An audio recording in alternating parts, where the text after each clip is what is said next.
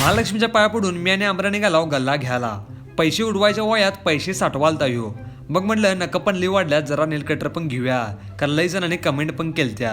आणि मामानं म्हटलं जर रेट कमी करा, तर मामा म्हणतात पैसे द्यायचं नाही, घेऊन जायचं परत दुसरं तुमच्या तेवढ्याला तर आदरच नाही पाहिजे नाही नाही आग्रहाच नाही, यायचाच भाग नाही. 20 रुपयाचं नेल कटर घेऊन आलो बस स्टँडला. लाला पर्यंत फास्टात आलो आजऱ्याला. गावात आलेल्या साहेबांची 1 लाखाची स्प्लेंडर घेऊन केसात हात फिरत आलो फडके थाळीला. मग जरा हात धुवायचं नाटक करत आलो हॉटेलच्या आत. साहेबांना जरा खुर्ची ओढून दिलो बसा म्हणून, तर साहेब लगेच खुश आणि वर्णाने माझी स्क्रिप्टिंगची बुक पुसालतं. मग म्हटलं पोटापाण्याचं काहीतरी ऑर्डर करा, पण साहेबांना समजणं झालं नेमकं काय ऑर्डर करायचं. मग म्हटलं दे जरा माझ्याकडे, मी ऑर्डर करतो.